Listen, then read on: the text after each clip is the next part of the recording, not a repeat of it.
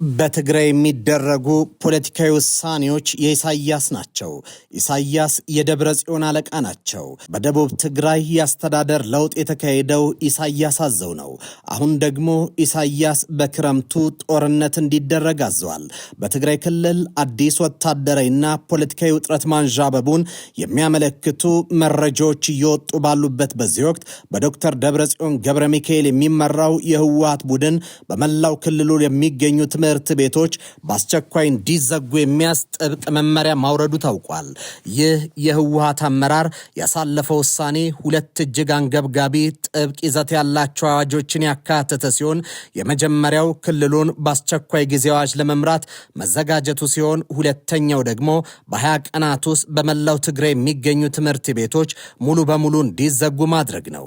ይህ ከመደበኛው የትምህርት ካላንደር ውጪ በአስቸኳይ የተወሰነበት ዋና ምክንያት ቡድኑ በሰኔ ወራት አዲስ የጦርነት ግንባር ለመክፈትና መጠነ ሰፊ ወታደራዊ ዘመቻ ለመጀመር ካለው ስልታዊ ዕቅድ ጋር በቀጥታ የተያዘ እንደሆነ ምንጮች አስረድተዋል። ለዚህ አዲስ የጦርነት ዙር ከፍተኛ ዝግጅት እያደረገ ያለው ህወሓት በትግራይ ክልል ከመደበኛ ጊዜ በአንድ ወር ቀድሞ ትምህርት እንዲዘጋ የወሰነ ሲሆን ከፍተኛ የጦርነት ስጋትና ውጥረት በፈጠረበት በዚህ ወቅት ትምህርት ቤቶች በአስቸኳይ ተማሪዎቻቸውን ፈትነው እንዲያሰናብቱ ጥብቅ ማሳሰቢያም ተላልፏል። በዚህ መሰረትም እስከ ግንቦት 30 ቀን ድረስ ትምህርት ሙሉ በሙሉ እንዲዘጋ በክልሉ ትምህርት ቢሮ የተፈረመ ይፋይ የደብዳቤ ትዕዛዝ የወረደ ሲሆን በክልሉ ስር የሚገኙ ሁሉም ዞኖች፣ ወረዳዎችና የከተማ አስተዳደሮች ይህንን አስገዳጅ መመሪያ በአስቸኳይ እንዲያስፈጽሙ ጥብቅ ትዕዛዝ ደርሷቸዋል።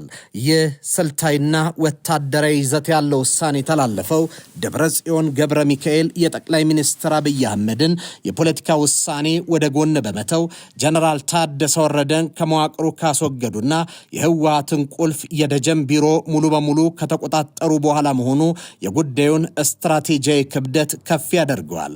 የጀነራል ታደሰ ወረደን ቢሮ ተቆጣጥረው ጀነራል ታደሰን ካገለሉ በኋላ ለመጀመሪያ ጊዜ ባደረጉት የካቢኔ ስብሰባ ላይ በዋናነት የተወያዩት ስለ ዓመቱ የትምህርት ጊዜ ሰሌዳ ነበር። ይህ ካቢኔው ስለ ትምህርት ካላንደር መወያየቱ ከተገለጸ ከጥቂት ቀናት በኋላ ነው ትምህርት ቤቶች ተማሪዎቻቸውን እንዲያሰናብቱ መመሪያ ወረደው።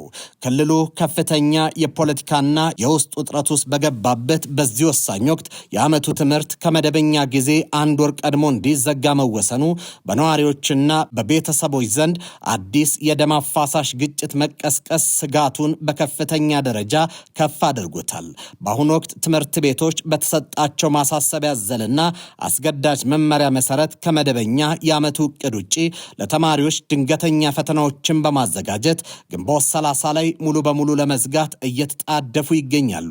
አብዛኛው የክልሉ ትምህርት ቤቶች የዓመቱን የተማሪዎች ማጠቃለያ ፈተና ከሚቀጥለው ሳምንት ጀምሮ ለመስጠት እየተዘጋጁ መሆናቸውን የውስጥ ምንጮችም አረጋግጧል።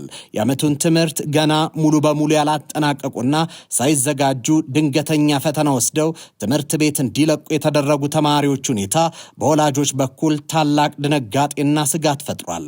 ትምህርት ቤቶች ለምን ከመደበኛ ጊዜ አንድ ወር ቀድሞ ትምህርት እንዲዘጉ ማድረግ እንደተፈለገ በይፋ የገለጹት ነገር እንደሌለና ግራ መጋባት እንደነገሰ ወላጆች ያስረዳሉ።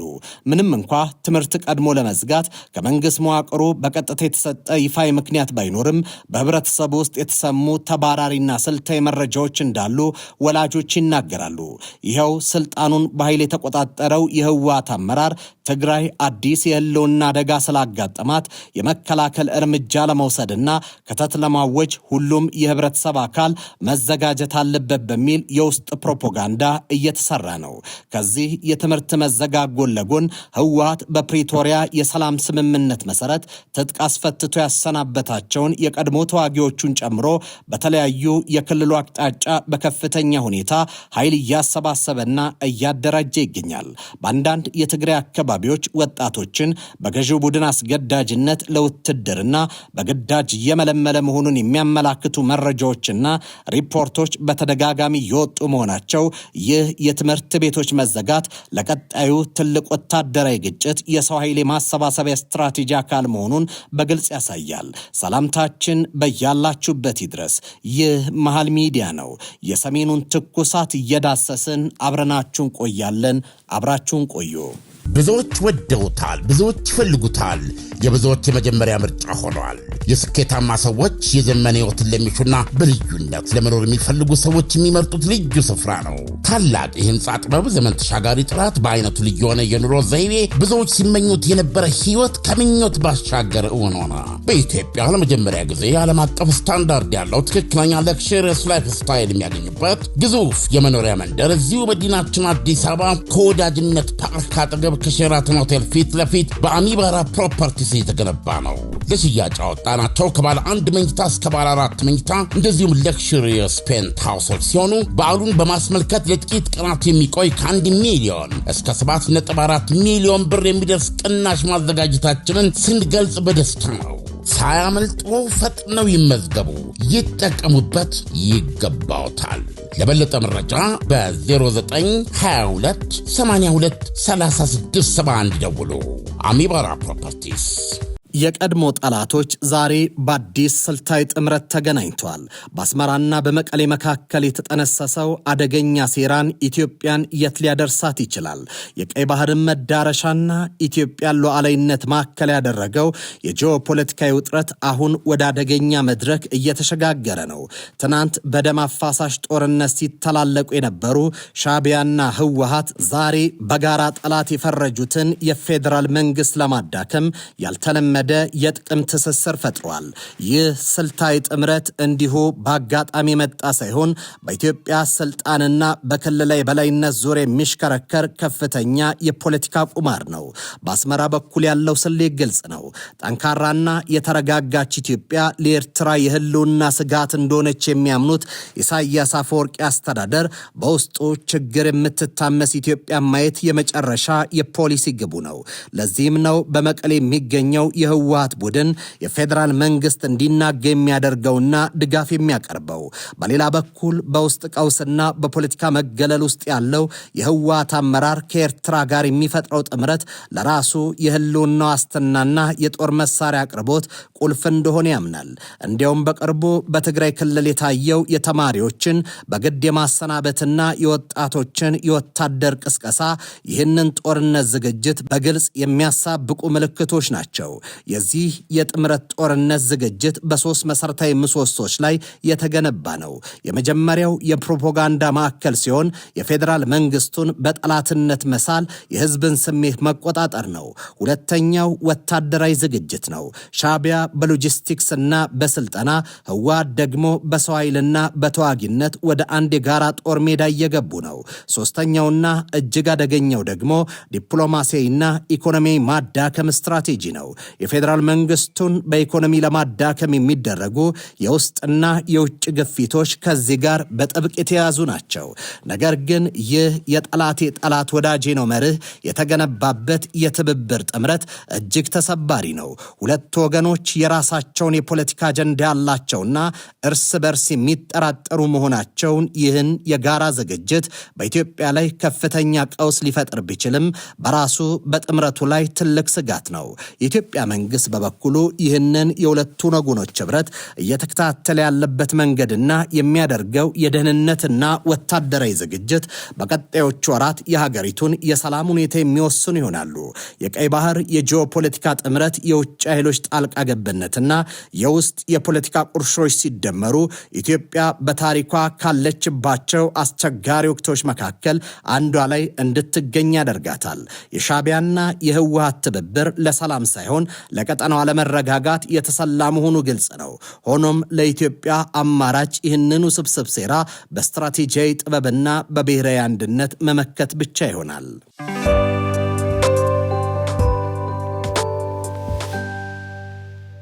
የዓለም ታላላቅ የጂኦፖለቲካ ትንታኔዎች እንደሚያሳዩት የአንድ ሀገር ብሔራዊ ደህንነትና የኢኮኖሚ ልዕልና ከባህር በር ባለቤትነት ጋር በጥብቅ የተጎራኘ ነው።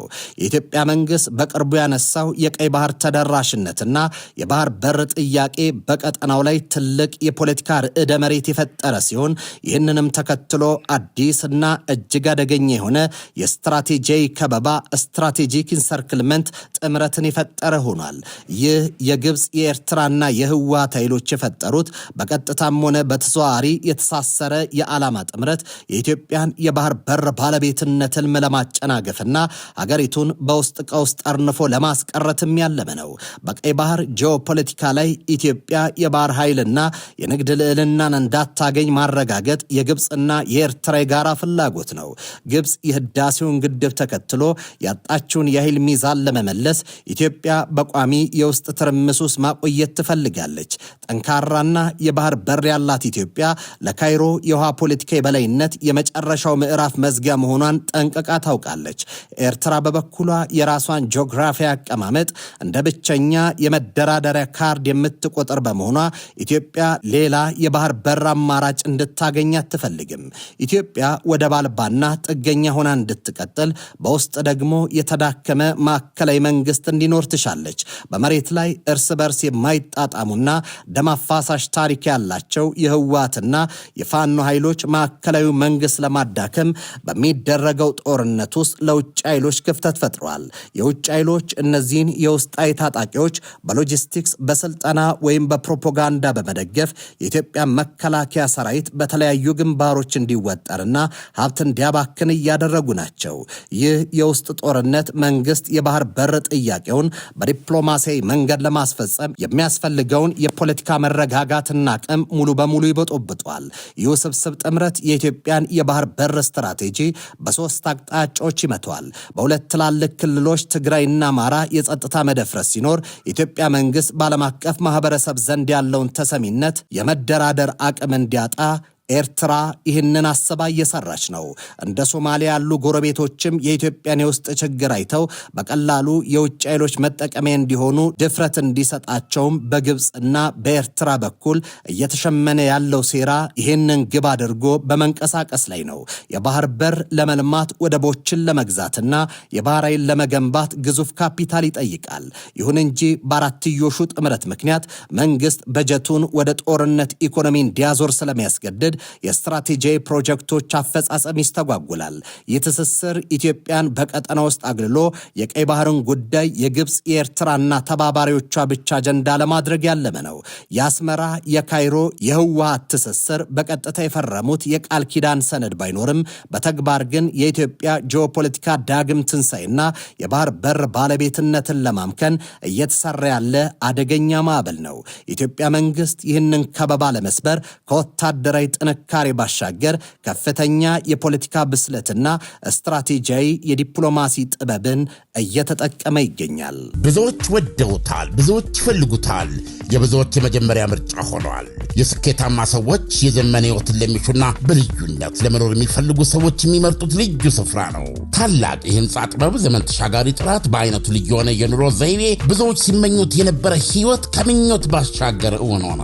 በኢትዮጵያ ለመጀመሪያ ጊዜ ዓለም አቀፍ ስታንዳርድ ያለው ትክክለኛ ለክሽሪየስ ላይፍ ስታይል የሚያገኙበት ግዙፍ የመኖሪያ መንደር እዚሁ መዲናችን አዲስ አበባ ከወዳጅነት ፓርክ አጠገብ ከሼራተን ሆቴል ፊት ለፊት በአሚባራ ፕሮፐርቲስ የተገነባ ነው።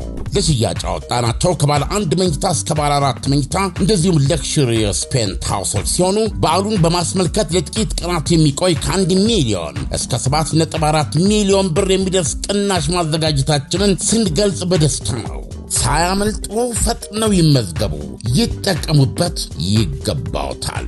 ለበለጠ መረጃ በ0922 82 3671 ደውሉ። አሚባራ ፕሮፐርቲስ